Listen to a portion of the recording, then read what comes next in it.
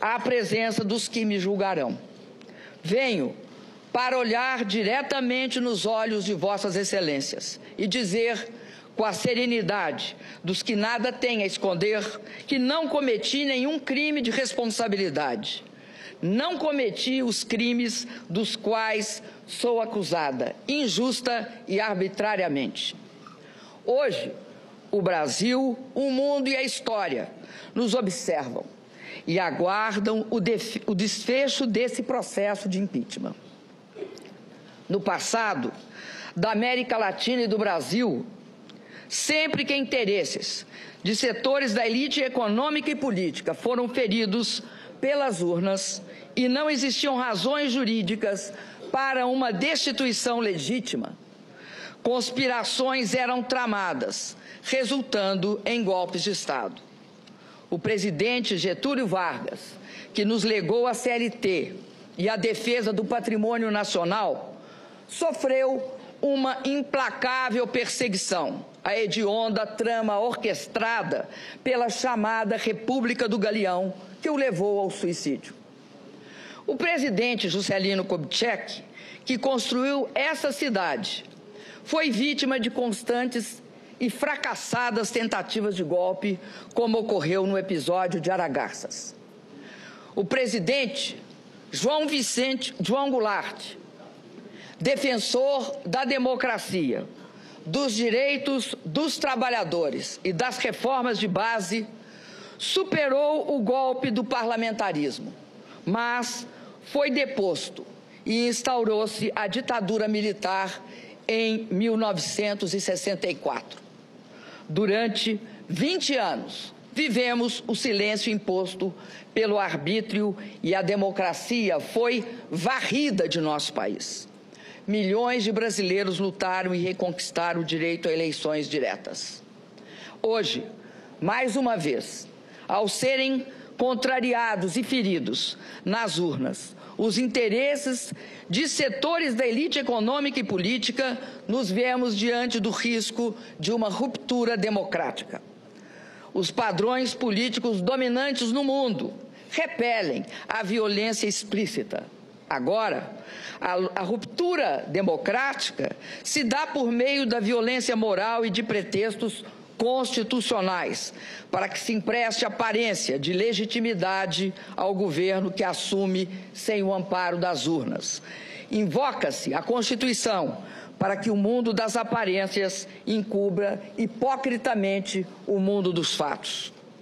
As provas produzidas deixam claro e inconteste que as acusações contra mim dirigidas são meros pretextos, embasados por uma frágil retórica jurídica.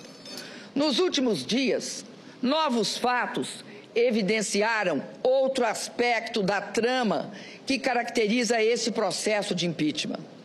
O autor da representação, junto ao Tribunal de Contas da União, que motivou as acusações discutidas nesse processo, foi reconhecido como suspeito pelo presidente do Supremo Tribunal Federal. Soube-se ainda, pelo depoimento do auditor responsável pelo parecer técnico, que ele havia ajudado a elaborar a própria representação que auditou. Fica claro a parcialidade, a trama na construção das teses por eles defendidas. São pretextos, apenas pretextos para derrubar, por meio de um processo de impeachment, sem crime de responsabilidade, um governo legítimo, escolhido em eleição direta, com a participação de 110 milhões de brasileiros e brasileiras. O governo de uma mulher que ousou ganhar 2 eleições presidenciais consecutivas. São pretextos para viabilizar um golpe na Constituição. Um golpe que, se consumado, resultará na eleição indireta de um governo usurpador. A eleição indireta de um governo que, já na sua interinidade, não tem mulheres comandando seus ministérios, quando o povo nas urnas escolheu uma mulher para comandar o país. Um governo que dispensa os negros na sua composição ministerial e já revelou um profundo desprezo pelo programa escolhido e aprovado pelo povo em 2014. Fui eleita presidenta por 54 milhões e meio de votos, para cumprir um programa cuja síntese está gravada nas palavras: nenhum direito a menos. O que está em jogo no processo do impeachment não é apenas o meu mandato. O que está em jogo é o respeito às urnas, à vontade soberana do povo brasileiro e à Constituição. O que está em jogo são as conquistas dos últimos 13 anos, os ganhos da população, das pessoas mais pobres e da classe média, a proteção às crianças, os jovens chegando às universidades e às escolas técnicas, a valorização do salário mínimo, os médicos atendendo a população, a realização do sonho da casa própria. O que está em jogo é um investimento em obras para garantir a convivência com a seca no semiárido. É a conclusão do sonhado e esperado projeto de integração do São Francisco. O que está em jogo é também a grande descoberta do Brasil, o pré-sal. O que está em jogo é a inserção soberana de nosso país no cenário internacional, pautada pela ética e pela busca de interesses comuns. O que está em jogo é a autoestima dos brasileiros e brasileiras, que resistiram aos ataques dos pessimistas de plantão, à capacidade do país de realizar com sucesso a Copa do Mundo e as Olimpíadas e as Paralimpíadas.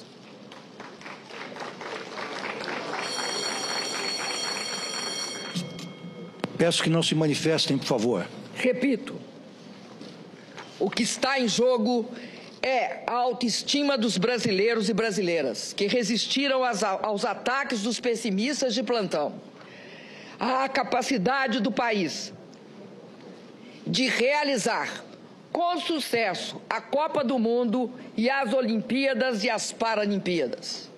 O que está em jogo é a conquista da estabilidade que busca o equilíbrio fiscal, que busca o controle da inflação e não abre mão de programas sociais para a nossa população. O que está em jogo é o futuro do país, a oportunidade e a esperança de avançar sempre mais. Senhoras e senhores senadores, no presidencialismo previsto na Constituição, na nossa Constituição, não basta a eventual perda de maioria parlamentar para afastar um presidente. Há que se configurar crime de responsabilidade. E está claro que não houve tal crime. Não é legítimo, como querem os meus acusadores, afastar o chefe de Estado e de governo por não concordarem com o conjunto da obra. Quem afasta o presidente pelo conjunto da obra é o povo, e só o povo nas eleições. E nas eleições, o programa de governo vencedor não foi este agora instalado e desenhado pelo governo interino e defendido pelos meus acusadores. O que pretende o governo interino, se transmudado em efetivo, é um verdadeiro ataque às conquistas dos últimos anos. Desvincular o piso das aposentadorias e pensões do salário mínimo será a destruição do maior instrumento de distribuição de renda do país, que é a Previdência Social. O resultado será mais pobreza, mais mortalidade infantil e a decadência dos pequenos municípios pelo país afora. A revisão dos direitos e garantias sociais previstos na CLT e a proibição do saque do fundo de garantia na demissão do trabalhador são ameaças que pairam sobre a população brasileira, caso prospere o impeachment sem crime de responsabilidade. Conquistas importantes para as mulheres, os negros e as populações LGBT estarão comprometidas pela submissão a princípios ultraconservadores. O nosso patrimônio estará em questão, com os recursos e resultados do pré-sal, as riquezas naturais e minerárias, sendo fortemente ameaçadas e, em muitos casos, privatizadas. A ameaça mais assustadora desse processo de impeachment sem crime de responsabilidade é congelar, por inacreditáveis 20 anos, as despesas com saúde, educação, saneamento e habitação. É impedir que, por 20 anos, mais crianças e jovens tenham acesso às escolas, que, por 20 anos, as pessoas possam ter melhor atendimento à saúde, que, por 20 anos, as famílias possam sonhar com a casa própria.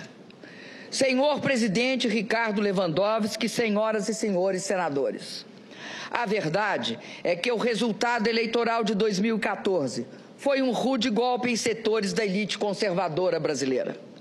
Desde a proclamação dos resultados eleitorais, os partidos que apoiavam o candidato derrotado nas eleições fizeram de tudo para impedir a minha posse e a estabilidade do meu governo. Disseram que as eleições haviam sido fraudadas, pediram auditoria nas urnas, impugnaram minhas contas eleitorais e, após a minha posse, buscaram de forma desmedida quaisquer fatos que pudessem justificar retoricamente um processo de impeachment.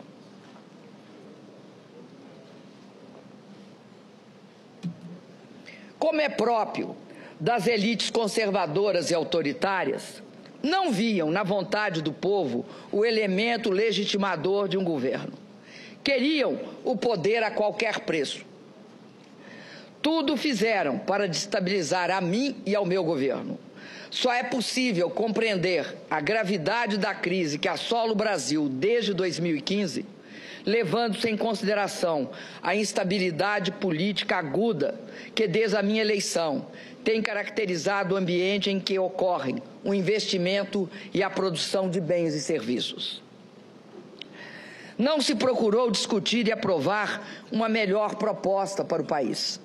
O que se pretendeu permanentemente foi a afirmação do quanto pior, melhor, na busca obsessiva de se desgastar o governo, pouco importando os resultados danosos desta questionável ação política para toda a população.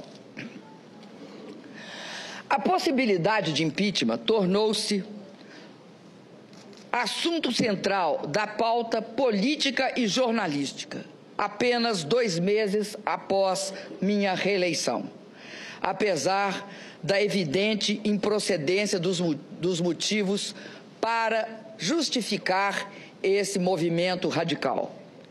Nesse ambiente de turbulências e incertezas, o risco político permanente, provocado pelo ativismo de parcela considerável da oposição, acabou sendo um elemento central para a retração do investimento e para o aprofundamento da crise econômica. Deve ser também ressaltado que a busca de reequilíbrio fiscal, desde 2015, encontrou forte resistência na Câmara dos Deputados, à época presidida pelo deputado Eduardo Cunha. Os projetos enviados pelo governo foram rejeitados, parcial ou integralmente. Pautas bombas foram apresentadas e algumas aprovadas. As comissões permanentes da Câmara, em 2016, só funcionaram a partir do dia 5 de maio, ou seja, uma semana antes da aceitação do processo de impeachment pela Comissão do Senado Federal.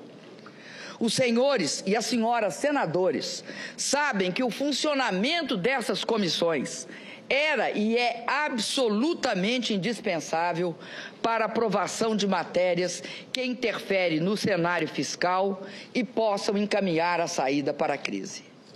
Foi criado, assim, o desejado ambiente de instabilidade política, propício à abertura do processo de impeachment sem crime de responsabilidade.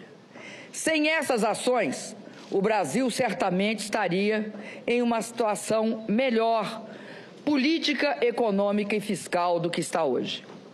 Muitos articularam e votaram contra propostas que durante toda a vida defenderam, sem pensar nas consequências que seus gestos trariam para o país e para o povo brasileiro. Queriam aproveitar a crise econômica, porque sabiam que assim que meu governo viesse a superá-la, sua aspiração de acesso ao poder haveria de ficar sepultada por mais um longo período. Mas, a bem da verdade, as forças oposicionistas somente conseguiram levar adiante o seu intento quando outra poderosa força política a eles se agregou. A força política dos que queriam evitar a continuidade da sangria de setores da classe política, motivada pelas investigações sobre a corrupção e o desvio do dinheiro público. É notório que durante o meu governo e o do presidente Lula foram dadas todas as condições para que as investigações fossem realizadas. Propusemos importantes leis que dotaram os órgãos competentes de condições para investigar e punir os culpados. Assegurei a autonomia do Ministério Público. Não permiti qualquer interferência política na atuação da Polícia Federal. Contrariei interesses. Por isso, paguei e pago um elevado preço pessoal pela postura que tive. Arquitetaram a minha destituição, independentemente da existência de quaisquer fatos que pudessem justificá-la perante a nossa Constituição. Encontraram na pessoa do ex-presidente da Câmara dos Deputados, Eduardo Cunha, o vértice da sua aliança golpista. Articularam e viabilizaram a perda da maioria parlamentar do governo. Situações foram criadas com o apoio escancarado de setores da mídia para construir o clima político necessário para a desconstituição do resultado eleitoral de 2014. Todos sabem que este processo de impeachment foi aberto por uma chantagem explícita do ex-presidente da Câmara, Eduardo Cunha, como chegou a reconhecer em declarações à imprensa um dos próprios denunciantes. Exigia aquele parlamentar que eu intercedesse para que deputados do meu partido não votassem pela abertura do seu processo de cassação. Nunca aceitei na minha vida ameaças ou chantagens. Se não o fiz antes, não o faria na condição de presidenta da República. É fato, porém, que não ter me curvado a esta chantagem motivou o recebimento da denúncia por crime de responsabilidade e a abertura deste processo. Se eu tivesse me acompliciado com a improbidade e com o que há de pior na política brasileira, como muitos até hoje parecem não ter o menor pudor em fazê-lo, eu não correria o risco de ser condenada injustamente. Quem se acumplicia ao imoral e ao ilícito não tem respeitabilidade para governar o país. Quem age para poupar ou adiar o julgamento de uma pessoa que é acusada de enriquecer às custas do Estado brasileiro e do povo, que paga impostos, cedo ou tarde, acabará pagando perante a sociedade e a história o preço de seu descompromisso com a ética. Tem, e todos sabem, muito orgulho. Todos sabem que não enriqueci no exercício de cargos públicos, que não desviei de dinheiro público em meu governo, em benefício próprio, nem de meus familiares, e que não possuo contas ou imóveis no exterior. Sempre agi com absoluta probidade nos cargos públicos que ocupei ao longo da minha vida. Curiosamente, serei julgada por crimes que não cometi. antes do julgamento do ex-presidente da Câmara, acusado de ter praticado gravíssimos atos ilícitos e que liderou as tramas e os ardis que alavancaram as ações voltadas à minha destituição.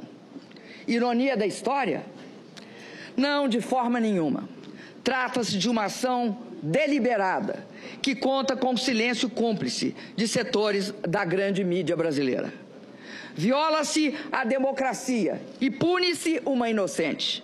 Este é o pano de fundo que marca o julgamento que será realizado pela vontade dos que lançam contra mim pretextos acusatórios infundados. Estamos a um passo da consumação de uma grave ruptura institucional.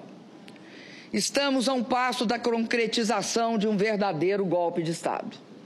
Senhoras e senhores senadores, vamos aos autos deste processo. Do que sou acusada? Quais foram os atentados à Constituição que cometi? Quais foram os crimes hediondos que pratiquei?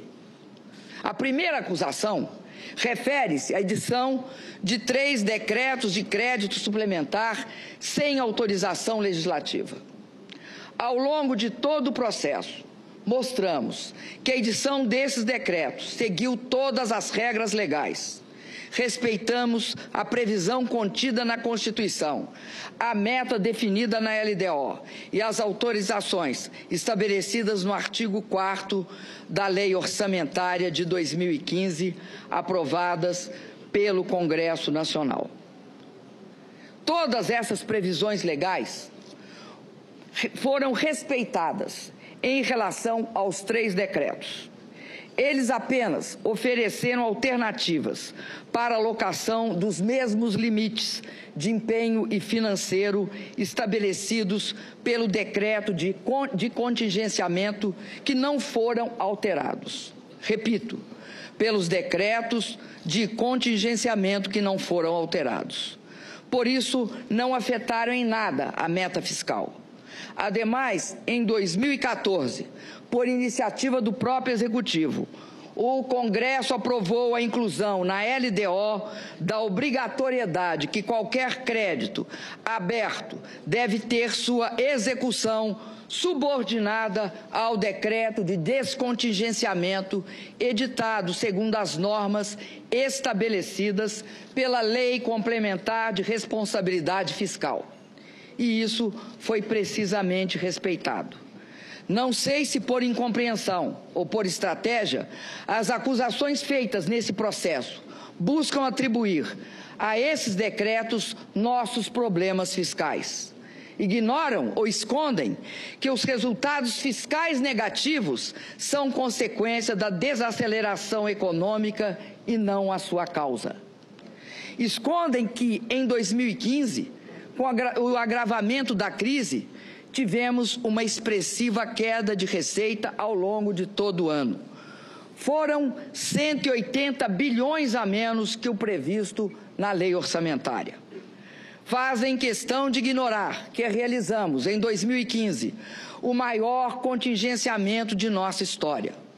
Cobram que, quando enviei ao Congresso, em julho de 2015, o pedido de autorização para reduzir a meta fiscal, deveria ter imediatamente realizado um novo contingenciamento.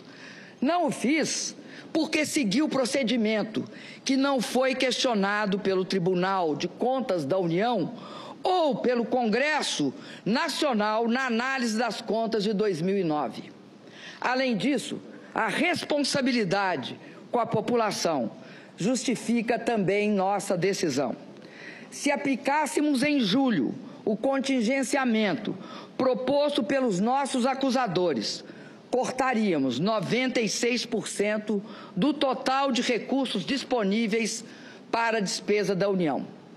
Isto representa um corte radical em todas as dotações orçamentárias dos órgãos federais.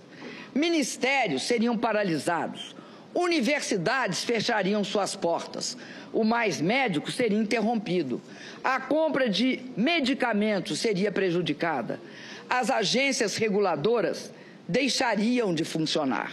Na verdade, O ano de 2015 teria, para todos os efeitos fiscais, acabado em julho.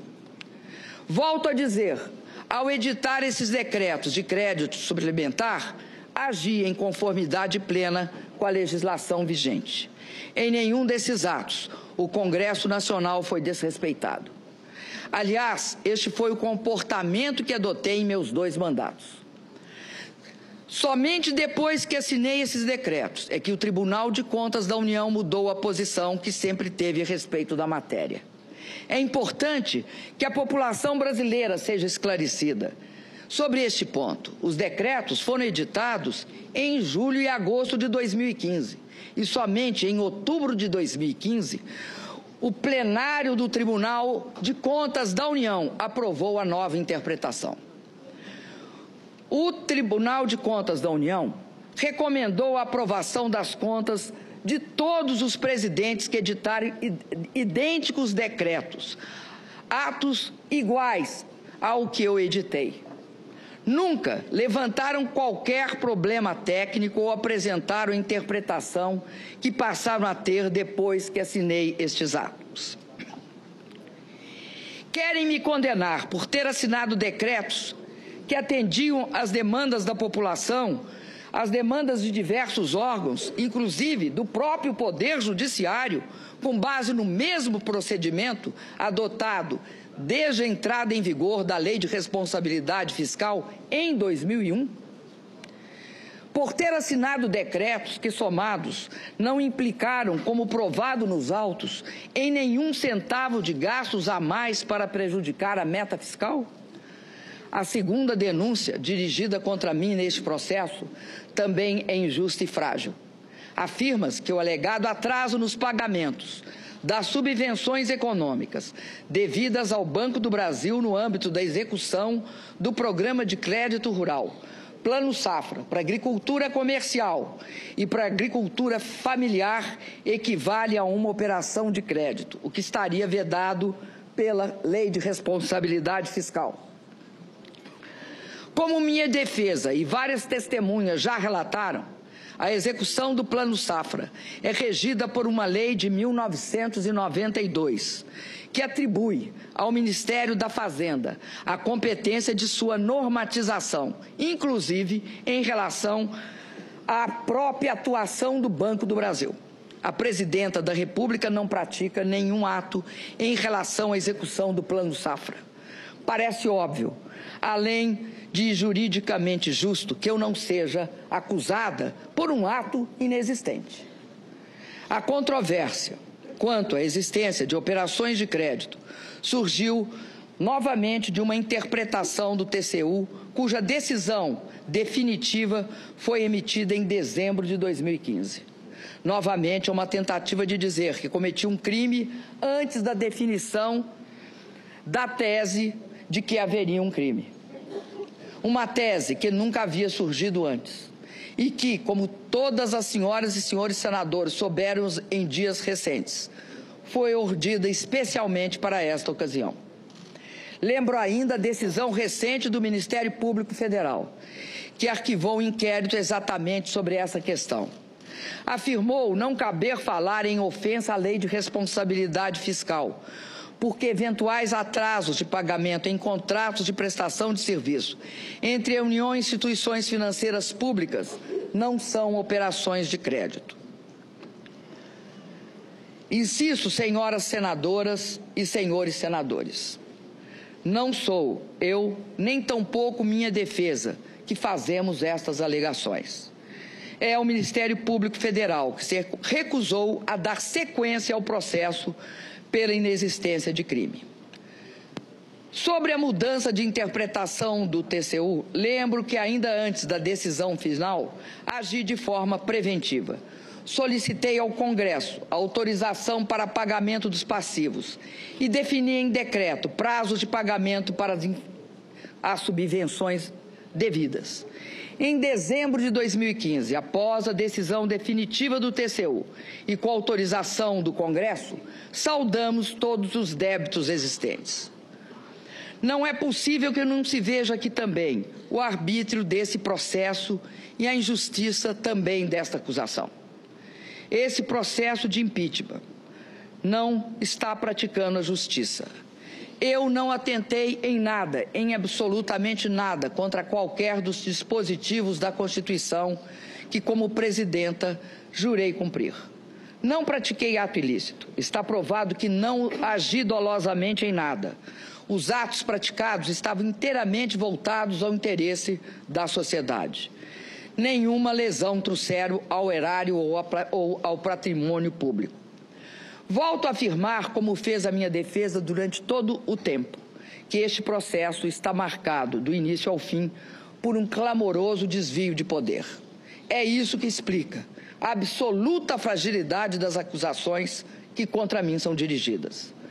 Tem-se afirmado que esse processo de impeachment seria legítimo, porque os ritos e os prazos teriam sido respeitados.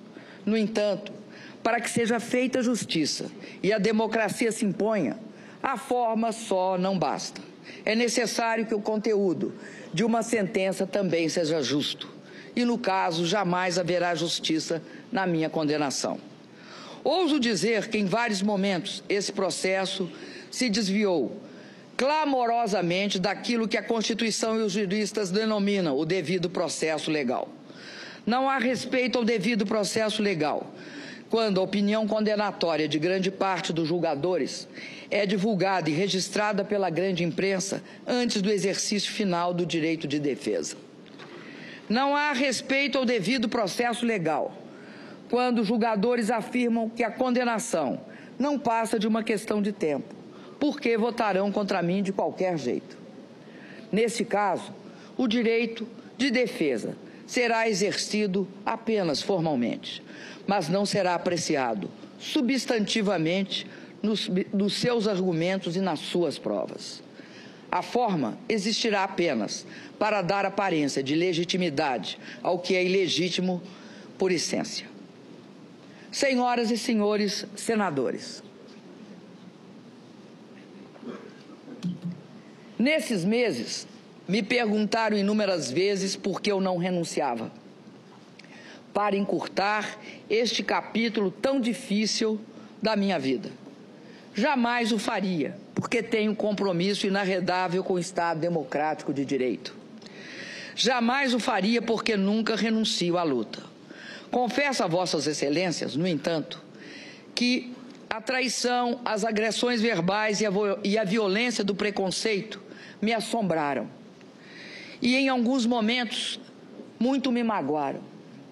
Mas foram sempre superadas, em muito, pela solidariedade, pelo apoio e pela disposição de luta de milhões de brasileiras e brasileiros pelo país afora.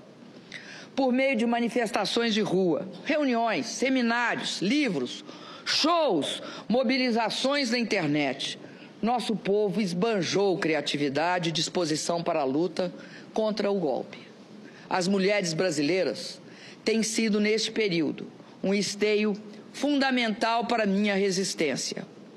Me cobriram de flores e me protegeram com sua solidariedade. Parceiras incansáveis de uma batalha em que a misoginia e o preconceito mostraram suas garras. As brasileiras expressaram neste combate pela democracia e pelos direitos sua força e resiliência. Bravas mulheres brasileiras que tenho a honra e o dever de representar como primeira mulher presidenta da República. Chego à última etapa deste processo, comprometida com a realização de uma demanda da maioria dos brasileiros, convocá-los a decidir nas urnas sobre o futuro de nosso país. Diálogo, participação e voto direto e livre são as melhores armas que temos para preservar a democracia. Confio que as senhoras senadoras e os senhores senadores farão justiça. Tenho a consciência tranquila. Não pratiquei nenhum crime de responsabilidade. As acusações dirigidas contra mim são injustas e descabidas. Cassar em definitivo o meu mandato é como me submeter a uma pena de morte política. Esse é o segundo julgamento a que sou submetida em que a democracia tem assento junto comigo no banco dos réus. Na primeira vez, fui condenada por um tribunal de exceção. Daquela época, além das marcas dolorosas da tortura, ficou o registro em uma foto da minha presença diante dos meus algozes, no momento em que eu os olhava, de cabeça erguida, enquanto eles escondiam os rostos com medo de serem reconhecidos e julgados pela história. Hoje, 4 décadas depois,